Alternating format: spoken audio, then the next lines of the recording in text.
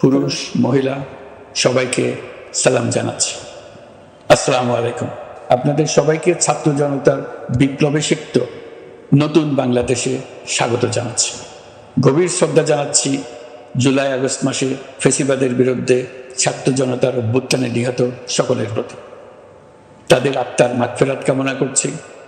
তাদের আত্মত্যাগের বিনিময়ে নতুন বাংলাদেশ গড়ার শপথ নিয়ে আমি আপনাদের কাছে কিছু কথা বলতে চাই। শরণার্থীকালের ভয়াবহ বন্যায় যারা মৃত্যুবরণ করেছেন, যারা অসুস্থ হয়ে পড়েছেন বা যারা সর্বস্ব হারিয়েছেন, যারা দুঃসহ জীবনযাপন করছেন, তাদের স্মরণে রেখে আজকের কথাগুলো বলছি।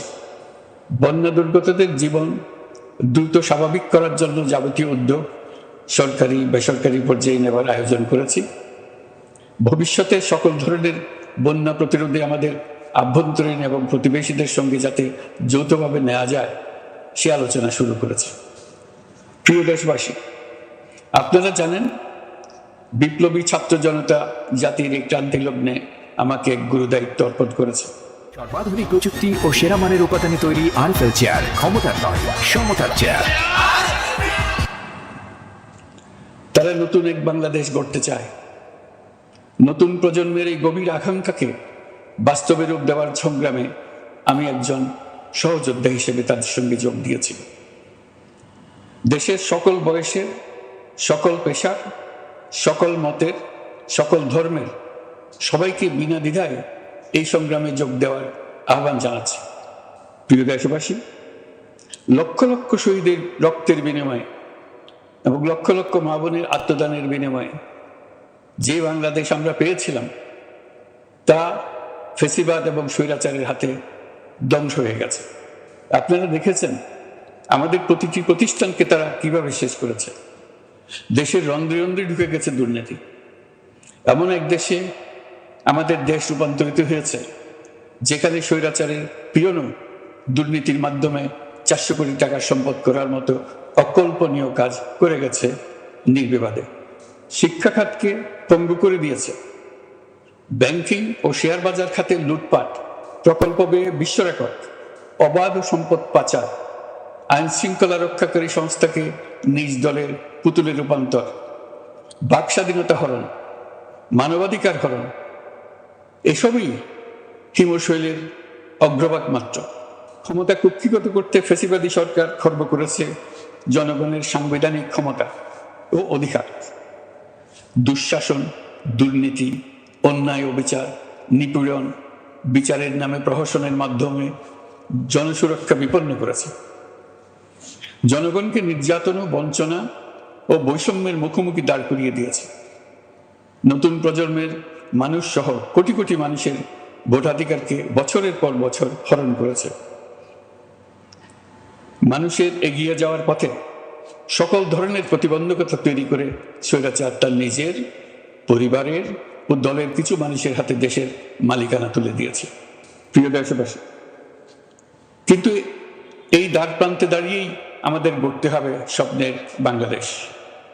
বৈষম্যহীন, শোষণহীন, কল্যাণময় এবং মুক্ত বাতাসের রাষ্ট্রের যে স্বপ্ন নিয়ে ছাত্র জনতা আন্দোলনে ঝাঁপিয়ে পড়েছিল, আমি তাদের সেই স্বপ্ন পূরণে অঙ্গীকারবদ্ধ। আপনাদের সবাইকে এই শুভলগ্নে তাদের স্বপ্ন পূরণে সমস্ত শক্তি নিয়ে এগিয়ে আসার আহ্বান জানাচ্ছি। তাদের স্বপ্ন আমাদের স্বপ্ন। জাতীয় জীবনে তরুণরা একটা মহা সুযোগ সৃষ্টি করে দিয়েছে। আমরা সবাইকে সুযোগ ব্যবহার করার কাজে এগিয়ে আসতে আহ্বান জানাচ্ছি। গণরোষের মুখে ফেসিবাদী সরকার প্রধান দেশ ত্যাগ করার পর আমরা এমন একটি দেশ গড়তে চাই যেখানে প্রতিটি নাগরিকের মানবাধিকার থাকবে পুরোপুরি সুরক্ষিত। আমাদের লক্ষ্য একটাই, উদার, গণতান্ত্রিক, বৈষম্যহীন, অসাম্প্রদায়িক বাংলাদেশ। আমরা এক পরিবার, আমাদের এক লক্ষ্য। কোনো ভেদাভেদ যেন আমাদের স্বপ্নকে ব্যাহত করতে না পারে, সেজন্য আমরা প্রতিজ্ঞাবদ্ধ। বর্তমান সরকারের দায়িত্ব গ্রহণের মাত্র 2 সপ্তাহ শেষ হল। কর্মযাত্রার প্রথম পর্যায়ে রাষ্ট্র সংস্কারের কাজে আপনাদের কাছ থেকে যে সমর্থন পাচ্ছি সেজন্য আন্তরিক ধন্যবাদ। আমরা অনুধাবন করছি যে আমাদের কাছে আপনাদের প্রত্যাশা অনেক। এই প্রত্যাশা পূরণে আমরা বদ্ধপরিকর। যদিও দীর্ঘদিনের গণতন্ত্রহীনতা, 15 বছরের ফ্যাসিবাদী শাসন ব্যবস্থা প্রায় প্রতিটি ক্ষেত্রেই আমাদের জন্য পর্বতসম চ্যালেঞ্জ রেখে গিয়েছে, কিন্তু এই চ্যালেঞ্জ গ্রহণে আমরা প্রস্তুত। আজ আমি সরকারের পক্ষ থেকে আপনাদের দোয়া ও সহযোগিতা কামনা করতে আপনাদের সামনে এসেছি। শুধু আমি বলবো, আপনাদের একটু ধৈর্য ধরতে হবে। এখনই সব দাবি পূরণ করার জন্য জোর করা, প্রতিষ্ঠানে ঢুকে ব্যক্তিবিশেষকে হুমকির মধ্যে ফেলা, মামলা গ্রহণের জন্য চাপ সৃষ্টি করা, বিচারের জন্য গ্রেফতারকৃত ব্যক্তিকে আদালতে হামলা করে আগেই এক ধরনের বিচার করে ফেলার যে প্রবণতা, তা থেকে বের হতে হবে। ছাত্র জনতার বিপ্লবের গৌরব ও সম্ভাবনা এসব কাজে ম্লান হয়ে যাবে। নতুন বাংলাদেশ গড়ার প্রচেষ্টা হতে ব্যাহত হবে। রাতারাতি এই পরিস্থিতি থেকে উত্তরণ কঠিন। নড়বড়ে এক কাঠামো, আমি বরং বলবো জনস্বার্থের বিপরীতমুখী এক কাঠামোর উপর দাঁড়িয়ে আমাদেরকে দেশ পুনর্গঠনের কাজে হাত দিতে হয়েছে। আমরা এখান থেকেই বাংলাদেশকে এমনভাবে করতে চাই যেন এদেশে জনগণই সত্যিকার অর্থে সকল ক্ষমতার উৎস হয়, বিশ্ব দরবারে একটি মানবিক ও কল্যাণকর রাষ্ট্র হিসেবে সমাদৃত হয়। তরুণ প্রজন্ম, শিক্ষার্থী ও জনতার আত্মত্যাগের প্রতি সম্মান জানাতে রাষ্ট্র সংস্কারের কাজে সফল আমাদের হতেই হবে, এর আর কোনো বিকল্প নেই। প্রিয় দেশবাসী, আপনারা ইতিমধ্যে জেনেছেন জুলাই আগস্ট মাসে গণ অভ্যুত্থানে বল প্রয়োগ ও হতাহতের যে দুঃসহ ঘটনা ঘটানো হয়েছে, তার স্বচ্ছ তদন্ত করতে জাতিসংঘের মানবাধিকার কমিশনের প্রধানকে বাংলাদেশে এসে তাদের তদন্ত শুরু করতে আমরা আমন্ত্রণ জানিয়েছি। তদন্তের এই প্রক্রিয়া এই সপ্তাহে শুরু হবে। তাদের প্রথম দল ইতিমধ্যে এসে গেছে। আমরা ইতিমধ্যে ছাত্র জনতার বিপ্লবকে নস্যাৎ করতে যে শত শত মিথ্যা ও হয়রানিমূলক মামলা দায়ের করা হয়েছিল, তার অধিকাংশ প্রত্যাহার করেছি এবং আটক ছাত্র জনতার মুক্তি লাভের ব্যবস্থা করেছে। পর্যায়ক্রমে মিথ্যা ও গায়েবী সকল মামলার ক্ষেত্রে অনুরূপ ব্যবস্থা গ্রহণ করে মানুষকে দুঃসহ ভোগান্তি থেকে মুক্ত করা হবে। ন্যায় বিচার নিশ্চিত করতে গণ অভ্যুত্থানের সকল শহীদ পরিবারকে পুনর্বাসন করবে। সকল আহত শিক্ষার্থী ও জনতার চিকিৎসার সম্পূর্ণ ব্যয় সরকার বহন করবে। সেই লক্ষ্যে স্বাস্থ্য মন্ত্রণালয়ের নেতৃত্বে উপদেষ্টা পরিষদে বৈষম্য বিরোধী ছাত্র আন্দোলনের প্রতিনিধিত্বকারী 2 জন উপদেষ্টার সহায়তায় একটা পূর্ণাঙ্গ তালিকা প্রস্তুত করা হচ্ছে। এই কার্যক্রমের জন্য এবং গণ অভ্যুত্থানের শহীদদের স্মৃতি ধরে রাখতে সরকার অতি দ্রুত জুলাই গণহত্যা স্মৃতি ফাউন্ডেশন নামে একটি ফাউন্ডেশন প্রতিষ্ঠা করার প্রক্রিয়া শেষ পর্যায়ে এনেছে। আপনাদের সবার এবং বিদেশে অবস্থানরত ভাই বোনদের অনুদান এই প্রতিষ্ঠানে পাঠানোর জন্য অনুরোধ করছি। আমি ব্যক্তিগতভাবে এই প্রতিষ্ঠানের চেয়ারম্যানের পদ গ্রহণ করেছি। প্রিয় দেশবাসী, আপনারা লক্ষ্য করেছেন দায়িত্ব গ্রহণ করেই আমাদেরকে আইন শৃঙ্খলা অঙ্গনে অস্থির পরিস্থিতি সামাল দিতে হয়েছে। আপনাদের সহযোগিতা ও সমর্থনে দেশপ্রেমিক সকল আইন শৃঙ্খলা রক্ষাকারী বাহিনী কাজে যোগ দিয়েছে। ফ্যাসিবাদী সরকার প্রশাসনের চরম দলীয়করণ করার ফলে বিপুল সংখ্যক কর্মকর্তা কর্মচারী দীর্ঘদিন বৈষম্যের শিকার হয়েছে। আমরা ইতিমধ্যে সংশোধনমূলক ব্যবস্থা গ্রহণ করতে আরম্ভ করেছি, তবে প্রশাসনকে গতিশীল রাখতে এবং একই সাথে সুনির্দিষ্ট পদ্ধতি অনুসরণ করে সঠিক সিদ্ধান্তে উপনীত হতে সময় প্রয়োজন। সেজন্য সকলকে ধৈর্য ধরার অনুরোধ করছি। প্রশাসনের সকল ক্ষেত্রে প্রতিষ্ঠানগুলো যেন জনগণের আস্থা ফিরে পায়, সেটি আমাদের অন্যতম উদ্দেশ্য। লুটপাট ও দুর্নীতির আখড়ায় পরিণত করা ব্যাংকিং খাতে সুশাসন নিশ্চিত করার জন্য আমরা উদ্যোগ নিয়েছি। এই খাতে দক্ষ জনবল নিয়োগ দেওয়া হচ্ছে। ব্যাংকিং খাতে শৃঙ্খলা স্থাপন, ব্যবসা বাণিজ্যে সহায়ক পরিবেশ তৈরি এবং জনগণের জীবনযাপন সহজ করতে নিত্য প্রয়োজনীয় দ্রব্যমূল্য ও মূল্যস্ফীতি নিয়ন্ত্রণে আনার আমরা উদ্যোগ সচল করেছি। ব্যাংকিং খাতে দীর্ঘমেয়াদী সংস্কারের জন্য ব্যাংক কমিশন গঠন করা হবে। আর্থিক খাতে সার্বিক পরিস্থিতি ও সংস্কার বিষয়ে একটি রূপকল্প তৈরি করা হবে, যা দ্রুত জনসমক্ষে প্রকাশ করা হবে। শেয়ার বাজার, পরিবহন খাত সহ যেসব ক্ষেত্রে চরম বিশৃঙ্খলা বিরাজ করছে তা নিরসনের দ্রুত পদক্ষেপ নেওয়া হচ্ছে। বিচার বিভাগকে দুর্নীতি ও দলীয় প্রভাব মুক্ত করতে কার্যক্রম শুরু হয়েছে। একটি সুনির্দিষ্ট প্রক্রিয়ার মধ্য দিয়ে বিচার বিভাগের স্বাধীনতা ও জবাবদিহিতা নিশ্চিত করার উদ্যোগ নেওয়া হয়েছে। ফ্যাসিবাদী সরকারের বিচার বহির্ভূত হত্যাকাণ্ড, গুম, খুন, অপহরণ এবং আয়নাঘরের মতো চরম ঘৃণ্য সকল অপকর্মের ন্যায় বিচার নিশ্চিত করা হবে। এসব অপকর্মের সঙ্গে জড়িত সকলের বিচার নিশ্চিত করা হবে। তালিকা প্রস্তুত করে মিথ্যা মামলা প্রত্যাহার করা হবে। দুর্নীতি ও সম্পদ পাচারের বিচার করা হবে। আইন শৃঙ্খলার ক্ষেত্রে জনমুখী ও দলীয় প্রভাবমুক্ত জবাবদিহিমূলক কাঠামো সৃষ্টির লক্ষ্যে পুলিশ কমিশন গঠন করা হবে। জাতিসংঘের তদন্ত প্রতিবেদন, দায়িত্বপ্রাপ্ত সকল সংস্থা ও জনগণের সাথে মত বিনিময়ের মাধ্যমে কমিশনের নেতৃত্বে প্রয়োজনীয় সংস্কার করা হবে। বাংলাদেশকে আর কোনোদিন কেউ যেন কোনো পুলিশি রাষ্ট্রে পরিণত করতে না পারে তার ব্যবস্থা করা হবে। তথ্যের অবাধ প্রবাহ ও গণমাধ্যমের স্বাধীনতা নিশ্চিত করা হবে। ফ্যাসিবাদী সরকার গণমাধ্যমের উপরও দলীয়করণ ও নির্যাতনের বোঝা চাপিয়েছিল। জনগণের তথ্যের অধিকার নিশ্চিত করতে আমরা প্রতিশ্রুতিবদ্ধ। তথ্যের প্রবাহে বিদ্যমান আইনি ও অন্যান্য বাধা অপসারণ করা হবে। মত প্রকাশের স্বাধীনতা বাধাগ্রস্ত করে এমন সব আইনের নিপীড়নমূলক ধারা সংশোধন করা হবে। ইতিমধ্যে এই ধরনের আইনগুলো নিশ্চিহ্নিত করে এই প্রক্রিয়া শুরু করা হয়েছে। বিদেশি সংবাদকর্মীদের এদেশে আসার পর যে অলিখিত নিষেধাজ্ঞা ছিল, ইতিমধ্যে আমরা তা তুলে নিয়েছি। বিদেশি সাংবাদিকদের দ্রুত ভিসা দিতে সংশ্লিষ্ট কর্মকর্তাদের নির্দেশ দেওয়া হয়েছে। আমরা আশা করি পরিবর্তিত পরিস্থিতিতে গণমাধ্যম কর্মীরা নিরপেক্ষ সাংবাদিকতা চালিয়ে যাবে। শিক্ষাক্ষেত্রে চরম নৈরাজ্য প্রতিষ্ঠিত করে গেছে বিগত সরকার। আমরা তার পূর্ণাঙ্গ সংস্কারের উদ্যোগ নেব। এটা আমাদের অন্যতম অগ্রাধিকার। আপনারা জানেন, দায়িত্ব গ্রহণের পর দ্রুততম সময়ের মধ্যে সকল শিক্ষা প্রতিষ্ঠান খুলে দেওয়া হয়েছে। শিক্ষার্থীদের জন্য সৃজনশীল, নিরাপদ ও ভীতিমুক্ত পরিবেশ নিশ্চিত করা আমাদের অঙ্গীকার।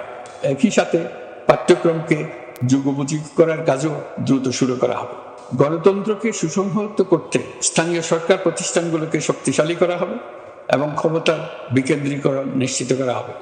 ছাত্র জনতার গণঅভ্যুত্থানকে সফল পরিণতি দিতে প্রশাসন, বিচার বিভাগ, নির্বাচন কমিশন ও নির্বাচনী ব্যবস্থা, আইন শৃঙ্খলা খাত এবং তথ্য প্রবাহে প্রয়োজনীয় সংস্কার সম্পূর্ণ করে অবাধ ও সুষ্ঠু অংশগ্রহণমূলক নির্বাচন আয়োজন করা হবে। এর লক্ষ্য হবে দুর্নীতি, লুটপাট, গণহত্যার বিরুদ্ধে একটি জবাবদিহিতামূলক রাজনৈতিক বন্দোবস্তের সূচনা। বর্তমান সরকার দুর্নীতির বিরুদ্ধে স্পষ্ট অবস্থান গ্রহণ করেছে।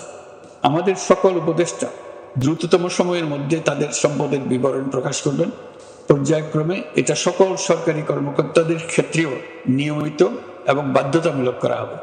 রাষ্ট্রীয় পর্যায়ে দুর্নীতির বিরুদ্ধে ব্যবস্থা গ্রহণে সংবিধানের ৭৭ অনুচ্ছেদে প্রতিশ্রুত ন্যায়পাল নিয়োগে অধ্যাদেশ প্রণয়ন করা হবে। এবার কৃষি খাতের কথা একটু বলি। কৃষি নির্ভর বাংলাদেশে কৃষকের স্বার্থ যেন সুরক্ষিত থাকে, কৃষক যেন তার উৎপাদিত পণ্যের ন্যায্য মূল্য পায়, তা নিশ্চিত করা হবে। প্রবাসী শ্রমিকরা যেভাবে বৈষম্য বিরোধী ছাত্র জনতার আন্দোলনকে সমর্থন দিয়েছে, মুক্তিকামী জনগণ তা কৃতজ্ঞ চিত্তে স্মরণ করে। তাদের প্রতি সকল পর্যায়ে সম্মানজনক আচরণ নিশ্চিত করা হবে। বাংলাদেশের স্বাস্থ্য খাত অন্যতম দুর্নীতিগ্রস্ত খাত। জনগণের জন্য পর্যাপ্ত স্বাস্থ্যসেবা নিশ্চিত করার লক্ষ্যে স্বাস্থ্য খাতের প্রয়োজনীয় সংস্কার করা হবে। এই খাতে সংশ্লিষ্ট সকলকে জবাবদিহিতার আওতায় আনা হবে। হাসপাতালগুলোকে আধুনিকায়নের উদ্যোগ নেওয়া হবে এবং সেখানে সরকারি ডাক্তার সহ বিশেষজ্ঞদের নিয়মিত উপস্থিতি নিশ্চিত করা হবে। স্বাস্থ্যসেবা যাতে নির্দিষ্ট কিছু অঞ্চলে কেন্দ্রীভূত না থাকে, দেশের সব অঞ্চলের মানুষ সমান স্বাস্থ্যসেবা পায়, সে লক্ষ্যে প্রয়োজনীয় উদ্যোগ নিতে আমরা বদ্ধপরিকর। বর্তমান প্রজন্ম অনেক বেশি সচেতন। বিশ্বের বিভিন্ন প্রান্তে ঘটে যাওয়া পরিবর্তন বিষয়ে তারা ওয়াকিবহাল শুধু নয়, তারা নেতৃত্ব দিচ্ছে। তারা যে উন্নয়নের স্বপ্ন দেখে তা টেকসই এবং পরিবেশ বান্ধব, প্রকৃতি ধ্বংসকারী উন্নয়ন নয়। শুধু জিডিপি একটি দেশের উন্নয়নের মাপকাঠি হতে পারে না। নদী, নালা, খাল, বিল সরকারের অবস্থান সামঞ্জস্যপূর্ণ। জলবায়ু পরিবর্তন রোধ করতে এবং আগামী প্রজন্মের জন্য সুস্থ একটা পৃথিবী রেখে যেতে কার্বন নিঃসরণ শূন্যের কোঠায় নামিয়ে আনার বিকল্প নেই। আমাদের সরকার পরিবেশ ও জলবায়ু রক্ষায় সর্বোচ্চ গুরুত্ব দেবে। এই কার্যক্রমে তরুণ সম্প্রদায়কে সম্পৃক্ত করা হবে। ইতোমধ্যে বিভিন্ন রাষ্ট্র ও জাতিসংঘ বর্তমান সরকারের কর্মসূচির প্রতি সমর্থন ব্যক্ত করেছে। আমরা সকল রাষ্ট্রের সাথে বন্ধুত্বপূর্ণ সম্পর্ক বজায় রাখব। আমাদের পররাষ্ট্রনীতির ভিত্তি হবে পারস্পরিক আস্থা, বিশ্বাস ও সহযোগিতা। আমরা মানবাধিকার আইন সহ সকল আন্তর্জাতিক আইনের প্রতি শ্রদ্ধাশীল। আমাদের পক্ষ থেকে গুম বিষয়ক আন্তর্জাতিক চুক্তির পক্ষরাষ্ট্র হওয়া সহ বিভিন্ন পদক্ষেপ নেওয়া হয়েছে।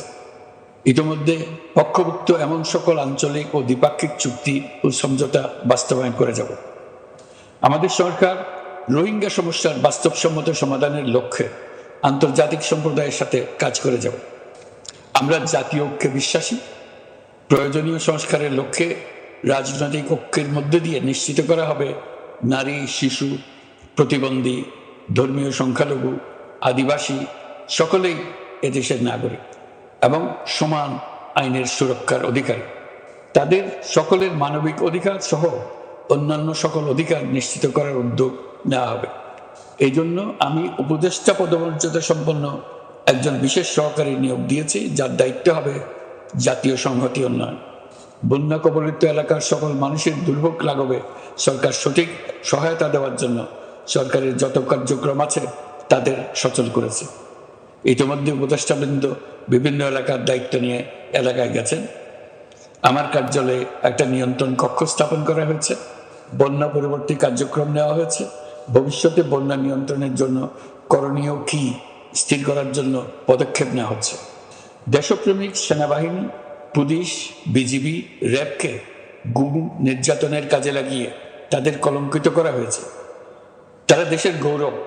তাদেরও কিছু অতি উৎসাহী সদস্যের কারণে পুরো বাহিনীকে আমরা কলঙ্কিত দেখতে চাই না। আমরা অপরাধীদের চিহ্নিত করতে চাই এবং তাদের শাস্তি দিতে চাই, যেন ভবিষ্যতে কারো হুকুমে দেশপ্রেমিক কোনো বাহিনীর, পুলিশের, র্যাবের কোনো সদস্য হত্যাকাণ্ড, গুম ও অত্যাচারে জড়িত হওয়ার সাহস না করে। তাদের কাছে হুকুম যত বড় কর্তৃপক্ষের কাছ থেকে আসুক না কেন, তারা তা উপেক্ষা করবে। ভবিষ্যতে উপরওয়ালার হুকুমে এমন ঘৃণ্য কাজ করতে বাধ্য হয়েছে এমন ব্যাখ্যা কারো কাছে গৃহীত না হয় তার ব্যবস্থা করা হবে। আমি দেশরক্ষা বাহিনী, পুলিশ বাহিনী এবং অন্যান্য সকল বাহিনীকে নির্দেশ দিয়েছি তারা তাদের মধ্যে যারা হত্যাকাণ্ড, গুম, খুন বা শারীরিক মানসিক অত্যাচারে সরাসরি জড়িত তাদের চিহ্নিত করে বিচারের ব্যবস্থা করতে, যারা গুম হয়েছে, হত্যার শিকার হয়েছে তাদের তালিকা প্রস্তুত করতে। তাদের পরিবার সমূহকে সান্ত্বনা দেওয়ার ভাষা আমার নাই। তাদের জীবনে শান্তি ফিরিয়ে আনতে আমরা প্রচেষ্টা অব্যাহত রাখব। আমি সকল দেশরক্ষা বাহিনী ও আইনশৃঙ্খলা বাহিনীকে তাদের উপর জনগণের সম্পূর্ণ আস্থা ফিরিয়ে আনতে সকল পদক্ষেপ গ্রহণ করতে নির্দেশ দিয়েছি। গত 15 বছরের দুর্নীতি, অর্থ পাচার ও জনস্বার্থ বিরোধী চুক্তি স্বাক্ষর, প্রকল্পের নামে লুটপাট ইত্যাদি তথ্য নিয়ে একটি শ্বেতপত্র প্রণয়নের জন্য আমি ইতিমধ্যে একটি কমিটি গঠন করেছি। আমি বিভিন্ন দেশের রাষ্ট্রদূত এবং দাতা সংস্থার প্রতিনিধিদের সঙ্গে বৈঠক করেছি এবং করে যাচ্ছি। ছাত্র জনতার গণঅভ্যুত্থানের পর দেশ গঠনের জন্য সকল প্রকার আর্থিক অন্যান্য সহযোগিতার জন্য তাদেরকে অনুরোধ জানাচ্ছি। তারা এ ব্যাপারে আগ্রহ দেখাচ্ছে। তাদের কাছে আমাদের প্রস্তাব সমূহ প্রণয়ন করে দ্রুত পাঠানোর ব্যবস্থা নিয়েছে। তাদেরকে অনুরোধ জানিয়েছে তারা যেন পরিস্থিতির কারণে অতি দ্রুত অর্থ ছাড় করার ব্যবস্থা নেন। তাদেরকেও বলেছি যে অবস্থার মধ্য দিয়ে আমরা যাচ্ছি তা যেমন একটি দুর্যোগপূর্ণ সময়, তেমনি এটা জাতির জীবনে মস্ত বড় সুযোগ। এই সুযোগকে যেন আমরা পূর্ণভাবে কাজে লাগাতে পারি, সেই জন্য তাদের সহযোগিতা চেয়েছি। এই গণ অভ্যুত্থানে বিদেশে অবস্থানকারী বাংলাদেশিরা অত্যন্ত গুরুত্বপূর্ণ ভূমিকা পালন করেছেন। জাতি তাদের অবদান বিশেষভাবে স্মরণ করবে। নতুন বাংলাদেশ গড়ার কাজে আমরা তাদের অংশগ্রহণ চাইব। আমাদের একটি লক্ষ্য হবে বিদেশগামী এবং প্রত্যাবর্তনকারী প্রত্যেক প্রবাসী শ্রমিককে মর্যাদা ও সম্মানের সঙ্গে দেশে আসা এবং যাওয়া নিশ্চিত করা। সে ব্যাপারে শিগগিরই পদক্ষেপ নেওয়া হবে। বিদেশে অবস্থানরত সকলের কাছে আমার আবেদন, তারা যেন তাদের উপার্জিত অর্থ অফিসিয়াল চ্যানেলে দেশে পাঠান। দেশের অর্থনৈতিক সংকট উত্তরণে এই অর্থ বিশেষভাবে প্রয়োজন। কি কি ব্যবস্থা নিলে তাদের জন্য অফিসিয়াল চ্যানেলে অর্থ পাঠানো সহজ হবে সেটা সম্বন্ধে আমরা তাদের পরামর্শ নেব। সারা দেশ ঘুষের মহাসমুদ্রে নিমজ্জিত। কিভাবে ঘুষ থেকে আমরা মুক্ত হতে পারি তার জন্য আমাদের পরামর্শ দেন। শুধু এই কাজটা নিয়ে অগ্রসর হতে পারলে আমি মনে করি দেশের জন্য এই সরকার একটা গুরুত্বপূর্ণ অবদান রেখে গেছে বলে স্মরণীয় হয়ে থাকবে। আমি কথা দিচ্ছি, এই ব্যাপারে আমি আমার সর্বশক্তি নিয়োজিত করব। আমাদের দায়িত্ব দেশের সকল মানুষকে একটি পরিবারের বন্ধনে আবদ্ধ করা। পরিবারে মতভেদ থাকবে, বাকবিতণ্ডা হবে, কিন্তু আমরা ভাই বোন, আমরা বাবা মা, আমরা কেউ কারো শত্রু না। কাউকে তার মতের জন্য শত্রু মনে করব না, কাউকে ধর্মের কারণে শত্রু মনে করব না, কাউকে লিঙ্গের কারণে শত্রু মনে করব না। আমরা সবাই সমান, কেউ কারো উপরে, কেউ কারো নিচে না। এই ধারণা আমরা জাতীয় জীবনের সর্বক্ষেত্রে প্রতিষ্ঠিত করতে চাই। একটা বিশেষ ব্যাপারে আমরা আপনাদের সহযোগিতা চাচ্ছি। আমাদের দায়িত্ব গ্রহণের পর থেকে প্রতিদিন সচিবালয়ে, আমার অফিসের আশেপাশে, শহরের বিভিন্ন স্থানে সমাবেশ করা হচ্ছে। গত 16 বছরের অনেক দুঃখ কষ্ট আপনাদের জমা আছে, সেটা আমরা বুঝি। আমাদের যদি কাজ করতে না দেন তাহলে দুঃখ ঘোচানোর সকল পথ বন্ধ হয়ে যাবে। আপনাদের কাছে একান্ত অনুরোধ, আমাদের কাজ করতে দেন। আপনাদের যা চাওয়া তা লিখিতভাবে আমাদেরকে দিয়ে যান। আমরা আপনাদের বিপক্ষ দল নয়।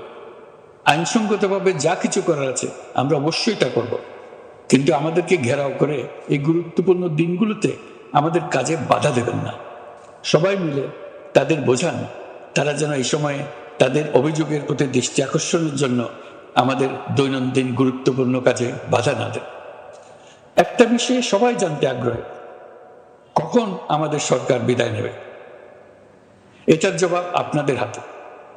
কখন আপনারা আমাদেরকে বিদায় দেবেন? আমরা কেউ দেশ শাসনের মানুষ নই। আমাদের নিজ নিজ পেশায় আমরা আনন্দ পাই। দেশের সংকটকালে ছাত্রদের আহ্বানে আমরা এই দায়িত্ব গ্রহণ করেছি। আমরা সমস্ত শক্তি দিয়ে দায়িত্ব পালন করব। আমাদের উপদেষ্টা মণ্ডলীও এই লক্ষ্যে উদ্বুদ্ধ হয়ে সবাই মিলে একটা টিম হিসেবে কাজ করে যাচ্ছি। কখন নির্বাচন হবে সেটা সম্পূর্ণ রাজনৈতিক সিদ্ধান্ত, আমাদের সিদ্ধান্ত না। দেশবাসীকে ঠিক করতে হবে আপনারা কখন আমাদেরকে ছেড়ে দেবেন। আমরা ছাত্রদের আহ্বানে এসেছি, তারা আমাদের প্রাথমিক নিয়োগকর্তা। দেশের আপামর জনসাধারণ আমাদের নিয়োগ সমর্থন করেছে। আমরা ক্রমাগতভাবে সবাইকে বিষয়টি স্মরণ করিয়ে যাব, যাতে হঠাৎ করে এই প্রশ্ন উত্থাপিত না হয় আমরা কখন যাব। তারা যখনই বলবে আমরা চলে যাব। আমরা সংস্কারের অংশ হিসেবে নির্বাচন কমিশনকেও সংস্কার করব। কমিশনকে যে কোনো সময় আদর্শ নির্বাচনের জন্য প্রস্তুত রাখব। আমরা বিভিন্ন সংস্কারের কাজ শুরু করেছি। দেশবাসীকে অনুরোধ করব একটা আলোচনা শুরু করতে। আমরা সর্বনিম্ন কি কি কাজ সম্পূর্ণ করে যাব, কি কি কাজ মোটামুটি করে গেলে হবে। এই আলোচনার মাধ্যমে আমরা একটা দিক নির্দেশনা পেতে পারি। তবে চূড়ান্ত সিদ্ধান্ত রাজনৈতিক সিদ্ধান্ত, সেটা রাজনৈতিক আলোচনা থেকেই আসবে। এই দিক নির্দেশনা না পেলে আমরা দাতা সরকার এবং আন্তর্জাতিক অর্থনৈতিক প্রতিষ্ঠানসমূহের সঙ্গে আলোচনায় দৃঢ়তার সঙ্গে অগ্রসর হতে পারছি না। আমি নিশ্চয়তা দিচ্ছি, আমরা আমাদের পক্ষ থেকে মেয়াদ বৃদ্ধির কোনো প্রশ্ন তুলব না। আমরা আপনাদের সকলের দোয়া চাই। যে কদিন আছি সেই সময়টুকু উপদেষ্টা মণ্ডলীর প্রত্যেকে নিজ নিজ সাধ্যমতো দেশের এই সংকটকালে সংকট উত্তরণে যেন নিজ নিজ মেধা সাধ্যমতো কাজে লাগাতে পারে। নতুন বাংলাদেশ গড়ার যে সুযোগ ছাত্র জনতার রক্তের বিনিময়ে আমরা অর্জন করলাম, আমরা আমাদের মতানৈক্যের কারণে সেটা যেন হাতছাড়া করে না ফেলে, এটা আমরা নিশ্চিত করতে চাই। এই সুযোগ এবার হারিয়ে ফেললে আমরা জাতি হিসেবে পরাজিত হয়ে যাব। শহীদ, আহত এবং জীবিত ছাত্র জনতার কাছে আমরা প্রতিজ্ঞাবদ্ধ থাকতে চাই, আমরা এই অর্জনকে কিছুতেই হারিয়ে যেতে দেব না। যে সুযোগ তারা আমাদেরকে দিয়েছে তার মাধ্যমে আমাদের দেশকে পৃথিবীর একটি শ্রদ্ধেয়, সকল দিকে দৃষ্টান্ত স্থাপনকারী দেশে পরিণত করতে আমরা শপথ নিয়েছি। সবশেষে আবারও আমাদের দেশের সকল মানুষ, শিশু, কিশোর কিশোরী, তরুণ তরুণী, বয়স্ক, বৃদ্ধ, নারী, পুরুষ সবার কাছে দোয়া চাইছি যেন আমরা আমাদের সকলের স্বপ্ন বাস্তবায়নে সফল হই। আল্লাহ আমাদের সহায় হন, আমাদের সবার মঙ্গল